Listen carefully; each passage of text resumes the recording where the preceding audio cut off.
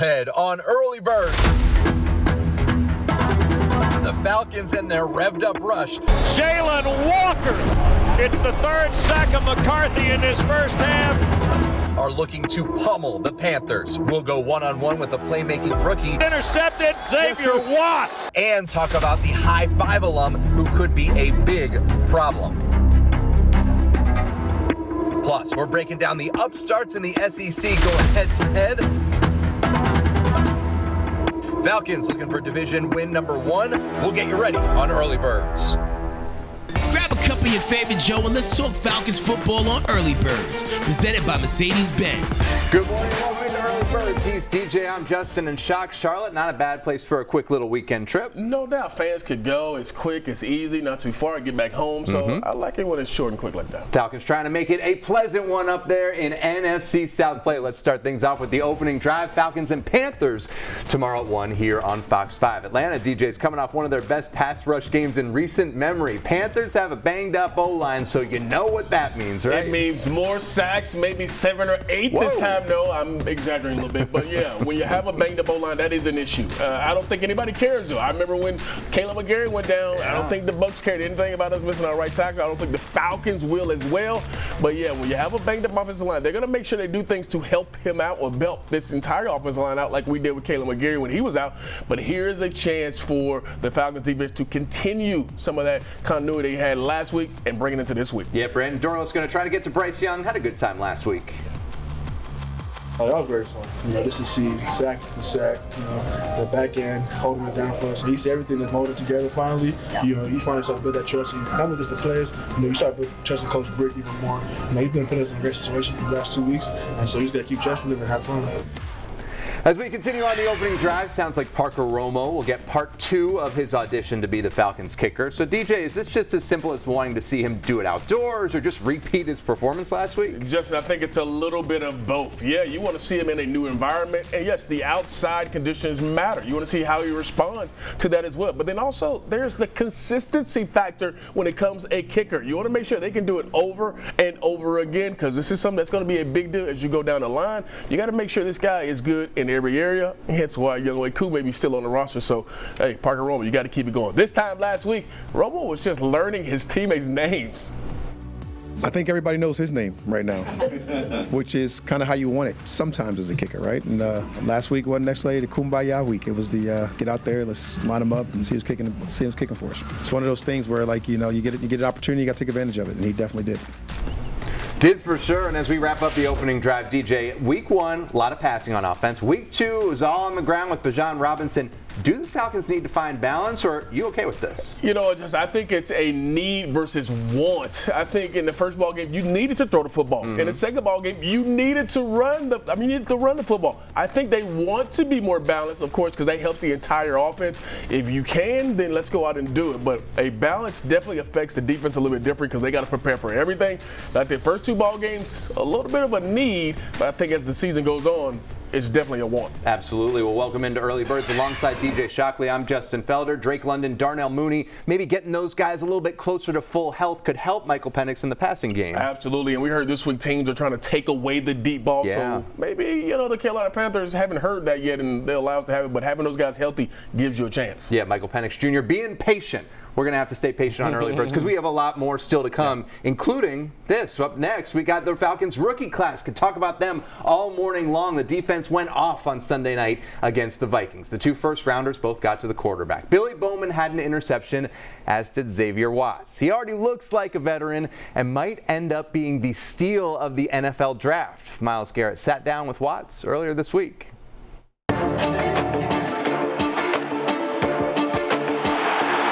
Xavier, obviously you had a very successful college career at Notre Dame. Were you a bit surprised when you fell to the 3rd round and Atlanta picked you up? A little bit, yeah. I was expecting to go a little bit earlier, but I have had a wide range kind of where I was expected to go, but at the same time, just was grateful to be put in that position regardless of where I went. And not a lot of people know this about you, but you started off as a wide receiver at Notre Dame. How did that help you out, first of all, in your kind of ball knacking skills, for lack of a better term? And you also played behind Kyle Hamilton as well, a local guy who's one of the best safeties in the league. How did both of those experiences help you out to where you are now? Yeah, I think my receiver background has just helped me being able to track the ball. Obviously, I feel like when the ball's in the air, I kind of turn into the receiver. I know some guys still think of themselves as defensive backs when the ball's in the air, but I like to, flip my mindset, be like, all right, I'm the receiver. I'm going to go get the ball. And then having Kyle, like you say, he's one of the best safeties in the NFL. He's an amazing player, great person as well. So just being behind him, he's taught me a lot. Just seeing how he worked and how he played kind of rubbed off on me. Week 1 against Tampa, obviously not the result you guys wanted, but you were so close to getting not one, but a couple of different turnovers. You get your first interception. Week 2, you guys make almost a complete 180 overall as a defense. How have the first 2 weeks gone for you and getting that first interception? Yeah, I mean, it's been a grind, I'd say, for sure. Like behind the scenes, just the work you put in all week, the game plan stuff, preparing for the first NFL game for myself, and then just as a team overall, just preparing for the whole game is a grind. But like you said, just we didn't get the result we wanted week 1 and wanted to come out, with some vengeance week 2, and I think we did a good job. So. Now, speaking to that, I saw your Instagram post, rookie takeover. I saw Billy commented on there, getting more specific, talking about all the rookies, specifically on the defensive side, whether it's James or Jalen, you, Billy. Even the second-year guys, Rook and Dorless, all you guys coming together and making plays. Have you guys sort of bonded over that at all in any way? Yeah, I feel like I know like the rookies' mindsets is, they brought us in here for a reason. We're a great group of ball players, and we all want to make an impact, want to help the team out as much as possible. So, like I said, me, James, Jalen, Billy, we're just ready to go out there and help as much as possible. Rookie takeover. Great stuff from Miles and Xavier Watts. Speaking of young guys, busy college football day ahead. Upstarts in the SEC collide, and Georgia State looking for a signature win. Plus, I would say that's definitely where I was like, I'm here. Like, I'm in the NFL now. Zach Harrison tells you the teammate whose presence made him realize he's a pro. That's when we go deep. You're watching Early Birds, presented by Mercedes-Benz, official luxury vehicle of your Atlanta Falcons, and sponsored by the Georgia Lottery. Today could be the day. And the Home Depot, how doers get more done. More Early Birds coming back at you. Early Birds. It's not Saturday down south without talking college football. Get ready to fire up the grill. Here's Shock. Firing up the grill. We will do that soon enough. Talked last week with my guy Michael Jenkins about firing up the grill. You fired up anything last week? No, I took it easy last week. Took it easy on people. Yeah. I know you think I was on the road, so you think you're a grill mouse and all. But all right, we're back to talk a little college football in week 4, Jake. Already. I mean, flying by. I remember when we first started, we said, you know what? Here's college football season. It's finally starting. Finally here. We in week 4. What you think about that? It's been exciting. Yeah. I mean, hey, your dogs last week, they pulled one out. That's what we do. Yeah. They got lucky. All right, Jay, let's start this segment. I'm talking about Dale McGee and the Georgia State Panthers, who got a win last week and now go on the road to Vandy, who is 3-0. Yeah. The Doors have played well, but how does Coach McGee find a way to make this one tough on the Commodores? I mean, this is going to be hard because for those that remember, Georgia State won this game last year against Vanderbilt, and Vanderbilt admitted, like, hey, they looked past Georgia State. They thought it'd be an easy win, and now Vanderbilt's in that position, undefeated. They're like, hey, we got a chance to make this college football playoff. We're not going to let this one slip by. So it's going to be tough to get this one on the road for. Do you the think Panthers. Vandy's real deal? I mean, they 3-0. Just we see that went to South Carolina, got a win. Are they for real? It seems to be. I mean, everybody thought South Carolina was a really good team, and they dominated South Carolina last weekend. So they want to keep it going. Man, here's Coach McGee on their defense as well as what they must do against their QB Pavia. They got a very experienced group on all 3 fronts. We're looking forward to the challenge. Everything goes through their quarterback, Pavia, of course. You can see his leadership, his energy. He really drives the entire team. So we got to do a good job of having a great eye discipline on defense. That game goes down at 7:30, by the way, tonight. And every team has playmakers across the board. And in our next matchup between Tulane and Ole Miss, they have a receiver, Jake, by the name of Deuce Alexander for the Rebels, who will be counted on to make some big plays. Now, Deuce is our Chick-fil-A made-in-Georgia player who played at Douglas County High School and is Ole Miss' second leading receiver on the team with 10 receptions for 155 yards and averaging, 15 yards per reception this game. First down every catch. first down every catch. All right, Jake. Tulane undefeated coming off a win versus Duke. Ole Miss undefeated.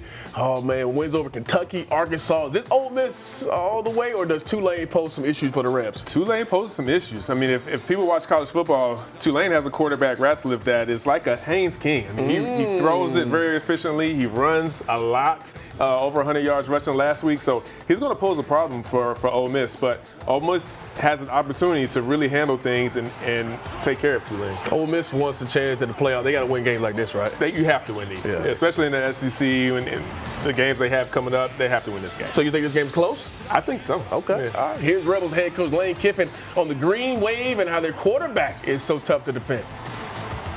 You know, this is a really, really good football team in all phases. Made special teams plays.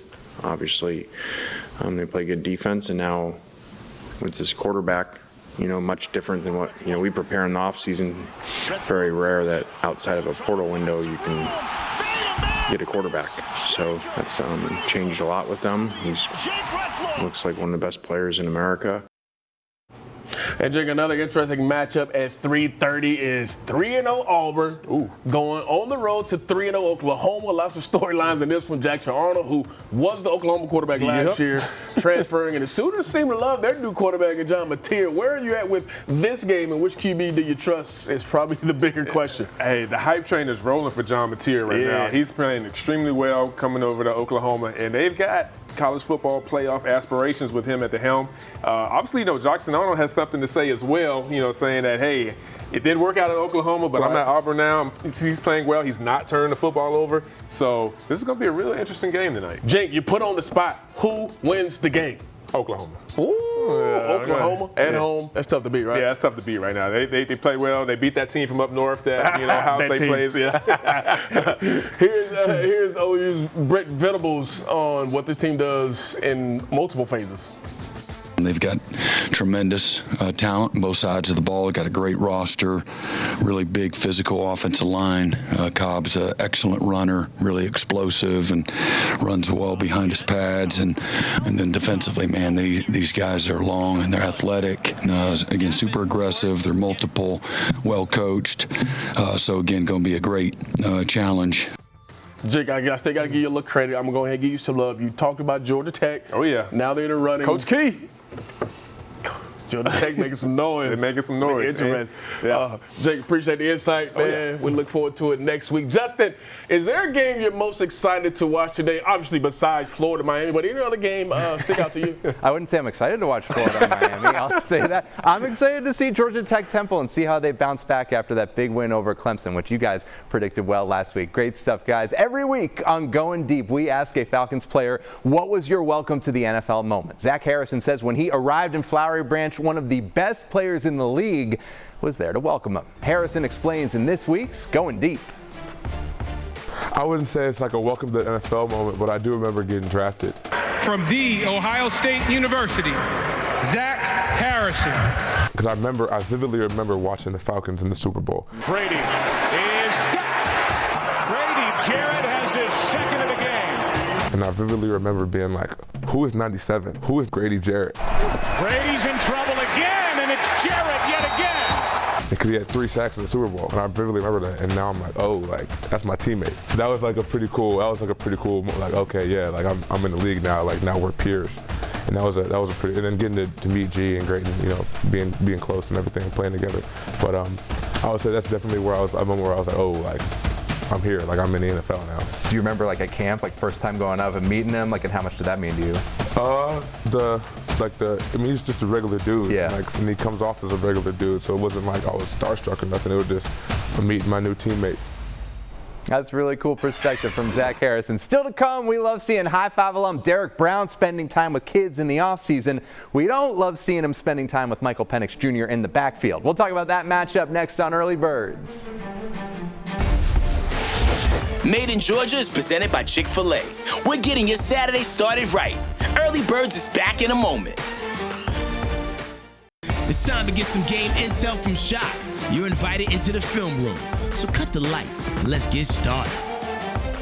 Now, we talked about sacks galore, and this defense did a great job of it. And in the ballgame, 6 sacks, but it was the way they did it I thought was a big part of this ballgame. Now, this is what we call ET stunts. You're going to get ET stunts on both sides. That means the end's going to wrap inside, the tackle's going to wrap outside. This is where James Pierce and Dorless gets theirs.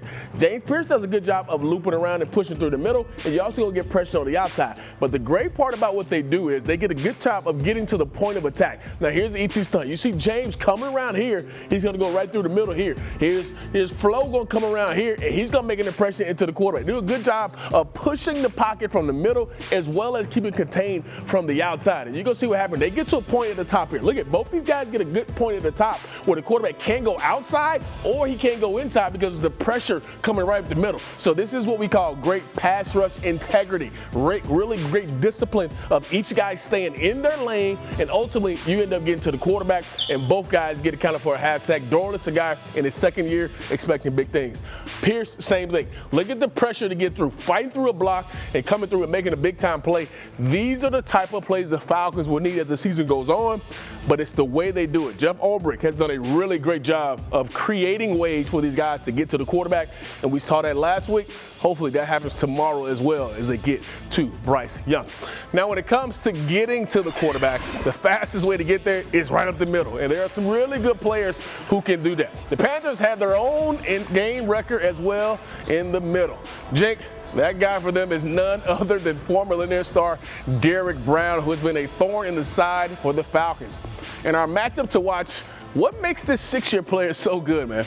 I mean, he's explosive. You think of like a Aaron Donald type that he could just always wreak havoc in the backfield. But hey, Lindstrom and our guys are pretty good too. So I'm riding with our guys on the offensive side. So you're saying you like the matchup between on the interior that we can hold them down, other than like a Vita Vea who gave us a lot of problems. Yeah, hey, and use the run game, slow him down.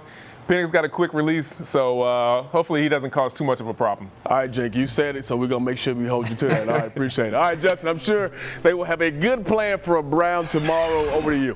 All right, thanks, Shock. Well, it's one of those injuries that can linger, a hamstring problem. That's what Falcons cornerback A.J. Terrell is dealing with from the Vikings game. It's the type of problem that can get worse if you're not careful. That's the focus of this week's Emory Road to Recovery.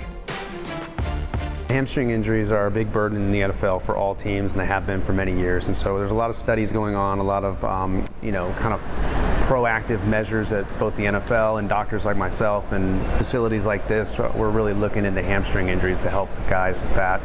But soft tissue injuries like that can vary from being the first time and a very mild injury and bounce back in a week, or can be a recurrent hamstring issue that some people are just predisposed to. So it's our job and our staff's job to kind of figure out if you're predisposed to it, why, and then what measures can we take to try to be proactive in preventing you having another one in the future. And as we get to that point, then our strength and conditioning staff, our rehab staff, our training staff, our coaching staff, everybody's involved in the care of that athlete, and we're monitoring that and being very preventative in the way that we bring them back to play so that they don't have another issue. Bring them back safe, Doc. More to come on Early Birds. Falcons players spent some quality time with deserving kids this week. That story is coming up after the break. You're watching Early Birds, presented by Mercedes-Benz, on your official home for Falcons football, Fox 5 Atlanta. Early Birds has been presented to you by Mercedes-Benz, official luxury vehicle of your Atlanta Falcons. It's bigger than football to us, like as a team, we do a great job as a team to just always give back to the community, come out and always give. So no matter what the game, no matter what result, every Tuesday we always somewhere giving back to the community. And we love seeing it. It was Natron Brooks, D. Alfred, Zach Harrison, visiting participants and staff at Eagle Ranch. It's a religious-themed place for kids. About 30 kids participating. They were fishing. They had a dodgeball competition. You see Zach Harrison getting out there. We love seeing this, DJ. Yeah, this is probably the highlight. And these guys remember this once they're gone and finished playing, that they did these type of things. And you build these relationships, and then ultimately it's about the kids that you impact. And I think all these guys know they have a huge following, and impacting those kids are huge. And real quick, DJ, I'm sure those kids will be watching tomorrow, Falcons and Panthers. What's something they should be watching for? Ooh, we got to make sure. Say my guy's first name, McMillan? Oh, yeah, that's it. Tet. They call him Tet. Tet. We got to make sure he doesn't get off. He's a really good receiver for the Panthers. Excellent. Well, that's it from us here on Early Birds. For DJ Shockley, I'm Justin Felder. Have a good morning and a great rest of your weekend.